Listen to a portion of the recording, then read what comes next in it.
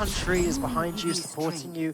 And hey, it's going to make a big difference for some countries. Look at Tom60229 getting a message from the president when he won the World Championship. Message from the president. You can just something like That's that. That's impressive. You can just imagine like the whole of Taiwan rooting for their team in this tournament. How do you look more awake than me? You've just played 400 rounds of double elimination and won it. He does. Alex, that's not fair. He does look very awake, doesn't he? He does. I also like the look of his setup. What microphone is that? I don't know, but it's unfair. How do people do that? Well, you have to be pretty awake to play Shadowwalk Shaman effectively, so let's hope that he really is awake. Spitz was talking about why they're going to win, by the way. Okay. Basically said that they're just not scared of anybody. They just got the powerful players. It was very about his own team, just we are very good, therefore we don't need to be scared, as opposed to other people are bad, which is maybe some of the other routes that people took. And I think he's got a point. And we've definitely wound them up on Twitter as well. We keep on about this with the picks, but honestly, I think France were the ones who were most put out on Twitter by not being selected, and they're going to prove us all wrong. There's potentially a different reason that nobody is picking France. Yeah, they've already won something this summer, right? One that I'm not personally interested in, but everyone else seems to be. So. It's only because we never win. If we won, you'd care. Okay, meanwhile, really good hand here for Waning Moon, except the problem that he's drawn both Mind Blasts. So it's not that good, but he's got the early start of the Cleric and the shield. Yeah, the issue is the amount of healing in the Shadowwalk deck is now going to affect Waning Moon in a pretty major way, because there is a cap to how much damage he can deal. He's going to want to draw Shadow Reaper Anduin as early as possible.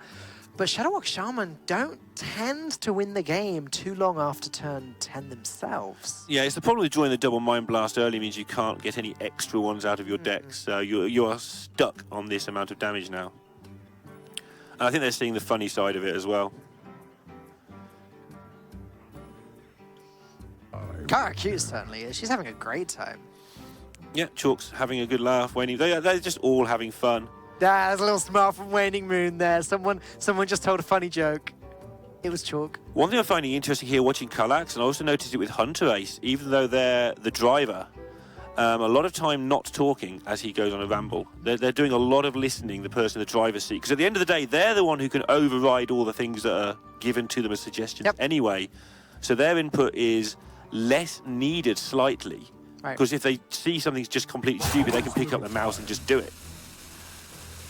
I noticed that's a couple of things we've seen from the stronger players as well. Never go full Cleric. Not against a Healing Rain deck. Not against a Healing Rain deck. I want to see it happen. What can Waning Moon actually do this turn, though? He's got nothing. He can play a Cleric, and he can't even heal his opponent's face and, like, by the Holy Light them, because it'll actually heal them. It's unfortunate. That did happen in the show match with the Dusky Boys, but other than that, it doesn't seem optimal. Just Mind Blast his opponent? Like, he has nothing to do this turn. This is not good. Yeah, they've seriously got to consider whether they want to play double North Shot and just risk the Healing Rain, or not bother. I think not bothering makes a lot of sense. Oh, there's Healing Rain. Obviously, a lot needs to happen for that to actually go wrong. Like, Kallax would have to have a damaged minion on the board for the Healing Rain to start milling Waning Moon. It doesn't ever happen in the real world. We don't live in the real world, Dan. That place is scary. The real world has Dead Man's Hand Warriors and Big Spell Mages. Yeah, I don't want to go there. We definitely don't live in that world for this series. So you can see Kallax there, very laid back, working out, look, what is our plan for the next few turns? We have various pieces of the combo, as always with a deck that plays like 5 combo pieces. You have some, you don't have others. Do you want to be mana efficient, or you're not in that much hurry? And we saw at Viper in the Summer Championships, if you misjudge how much of a hurry you're in a Shadowwalk game, you can just lose the game. He went for it a little bit earlier than he needed to in one of those games. Ademian was saying to me a few days ago, actually, that they'd studied the Philippines. Even before the tournament started, they'd studied the Philippines and had a pretty good idea of what they would bring. It does look like their strategies paid off, as they expected aggro, and the Philippines brought aggro. Yeah, this is a good call. However, he says that Staz and Waning Moon are very complete players. Yeah, I mean, Kara is as well, in fairness. She was 9th, I believe, in one of the playoffs. Chalk in his day was, but I don't know how much Chalk still plays. Right. But it looks like Udemy wanted to give specific shout-outs to those two, yeah. Respect to those two players, and so they don't really want to tunnel on their strategy because they might be surprised. Because they're smart enough to next level, and maybe, yeah, that makes a lot of sense.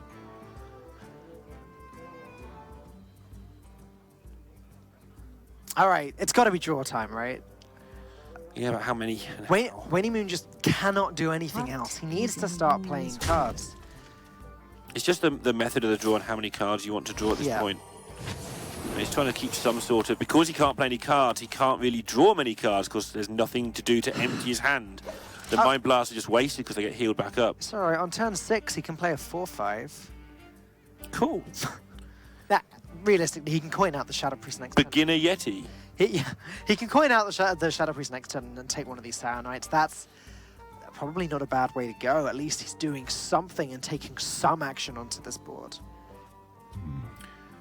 Yeah. It is progressing incredibly slowly here for the Philippines, though. Yeah, Kallax is low, man. We're doing fine.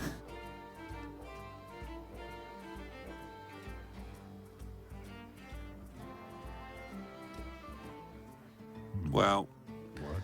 French team being meticulous. This is a sign of the good teams. I think the teams that rope every turn may come across as boring to some.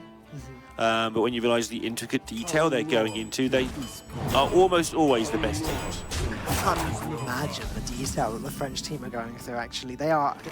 You've said this so much throughout the series. I'm going to say it again. On paper, they are one of the best teams in the tournament. I said it yesterday on the pre-show, and I say it again now. It took more points to get nominated for the French top 9 than it did to qualify for playoffs for France. That is insane. It was absolutely ridiculous. And there you go. As predicted, pointing out the Cabal Shadow Priest. Wayne Moon has now drawn Shadow Reaper Anduin, so come turn 8, he will start to deal some serious damage. Obviously, after Anduin's been played on 10 mana, Double Mind Blast is 16. Not quite the 28 it used to be with the Raza and the Relic. No card draw for the Shaman at the moment. So, although we're saying he's got most of the pieces, if the Shadowwalk's the bottom part and the draw's just above it, maybe things don't go his way. And then maybe it does the fail that we always talk about, and Anduin blows it all up. There aren't any elementals left in Kallax's deck either, so he can't even Zola the Sandbinder and play that again to draw more cards. He's drawn them all. It's a bit unfortunate. However, Grumble on 6, hitting a Sour Knight Chain Gang, it's pretty good. Yeah, I mean, he's playing the board control. Well. Sorry? Look at the smirk from him when he played it as well. Big smile from Kallax when he played that Grumble down. Yeah, this is the face of a man who has woken up having realised he's qualified for the top 16 of a tour. So he woke up, started stressing out Hearthstone Global Games, doing all the team chats, and then it was like, ding, just at that moment. Oh yeah, he's been around for... Yeah, exactly. He's been around for a long time as well, Kallax. I mean, I played him at Insomnia back when I used to play. Oh, wow. Like, long time ago. Back in the 1980s? Yeah, I mean, yeah. I don't think he's that old, but maybe I imagined it. But he's improved steadily over that time. He was always a legend, top high legend finisher. But I think his tournament play has improved over the last 12 months significantly. Started getting decent results now as well.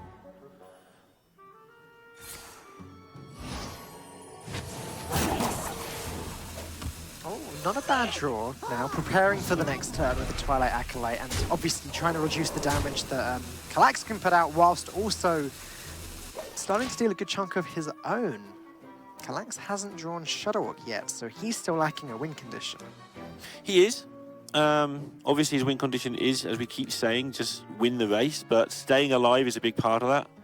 And how are the Philippines going to get damage through either? What are they going to do about when they play their Anduin? That's another question. Like, they're going to have to judge whether they want to actually try and win the game, which seems like a thing that people want to do, or hope for, if it gets to the point where it goes too deep and they don't like they're going to get the damage done, maybe they go for a failed Shadowwalk and then just Anduin it all away.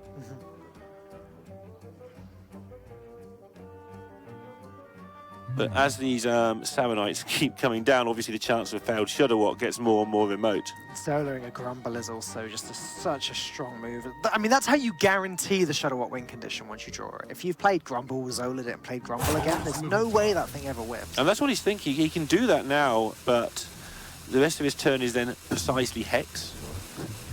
I don't think he wants to eat another 7. Or freeze the 7-4. Okay, sure. That's an option as well. Yeah, sure. That's better. Storm. Okay. That worked. He is granting Waning Moon some more card draw with the Cleric, but it just doesn't seem to matter too much. Alexstrasza will do some serious work again. We're seeing Alexstrasza into Double Mind Blast Holy Fire as a potential play on turn 9 and 10. But Healing Rain just scuppers it so hard. Yeah, and we're not even on turn 9 or 10 yet. That's why the Hex not being used last turn was such strong play, because he knows he needs that Hex for that situation. Otherwise, you get Alex on the board and the combo, suddenly you're taking a lot of damage, so you need to Healing Rain and Hex at the same time to like tidy all that up in one go. We've not seen a Life Drinker from Kallax yet, so even if he draws the Shudder Walk, Sure. he's still not got all of the tools that he needs to win the game. Then again, just... Ah, no! I was going to say, then again, playing a board full of Shudder Walks is sort of a win condition in itself. It won't be, because he's played Grumble and Zola and has a second Grumble in hand, so these Shudder Walks are never really going to stick to the board. They're going to be bounced constantly. No mind control tech in this, by the way, for those wondering. Oh, okay. So Waning Moon can go as wide as he wants. Only got to play around volcanoes and lightning storms. He's not running Hammer either. Oh, he's running double Life Drinker, okay. And there's the first one. That old tech from 5 or 6 days ago. Double Life Drinker? It just rotates around 2-1, 2-1, 2-1, right. depending how... Is double the in thing again at the moment? I have no idea. I lose track of Life Drinker exact numbers. I just assume that if it's 1, it's like old. If it's 2, then it's old. Yeah. I'd play 3. Because I know when we were in Italy, the current was 1 Life Drinker. Right, that's current. old news now. That's a week ago. Yeah. Since then, we've had a tour stop, we've had Hearthstone Global Games. Already? We've had some of it. Anyway, Samanite comes to town. Likes what it sees, going to hang around for a bit. Didn't like the town last time, he went home pretty quick. Grumbling all the way. Oh boy. And now it's the turn that the Philippines are now going to have to commit to a decision. Maybe they can escape one more turn actually by just using Primordial Drake. Hand size is a bit of a problem because they'd love to heal the Cleric, trade it in and trade Zola in, but then they're milling a card, so... I do like the look of Primordial Drake actually. Trade the Cleric, trade the Zola, clear up the board and hit face with the Cleric. Yeah, it looks like that's where they're going. Yeah, and it also generates quite a strong board, and in the world where Kallax doesn't have Volcano, which he does not, this could get quite scary. Because if they could draw the Healing Rains out, then the Alex becomes scary. Well, the issue is now, as soon as France draws Shadow Walk, they win the game. I mean, sure, but there's 19 cards left. You have to... Philippines aren't playing as if Shadow Walk's in hand at this point. They're playing as if it never turns up. Otherwise, yeah, sure, this game is in the books already. So obviously they want to minimize the number of turns before they kill the opponents to minimize the Shadow Walk chances, but also... They do have to play as if they're going to get a little bit lucky, otherwise they've lost. Just seeing more laughter from stars at the back there, it really warms the heart, doesn't it, Lorinda? Yeah, I guess it does. Do you have a heart? I'll find out one day. You can borrow Sot. Oh yeah, hang on, I don't want Never mind. a dark one like that, thanks. So far it's just obviously going through the deck as quickly as they can, but they've been struggling for card draw all game. And although they've had a decent chunk of their early stuff that's been very helpful to them, they're now in a situation where they are starting to run out of options. I think they take this, but it's nowhere near as stable as maybe it could be.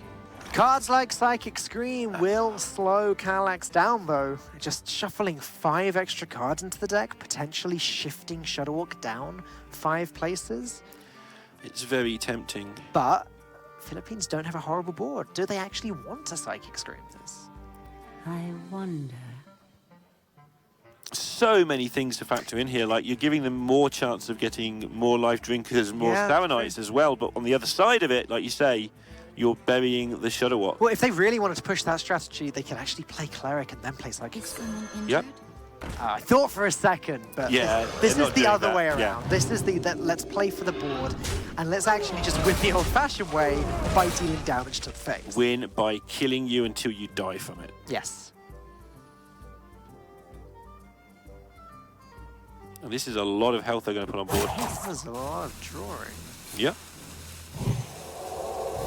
Constantly sort of keeping check they're not going to overdraw. Yep. This is back up to 10 cards exactly. They can play a Mind Blast if they need to empty a card out of their hand. Or Divine Hymn.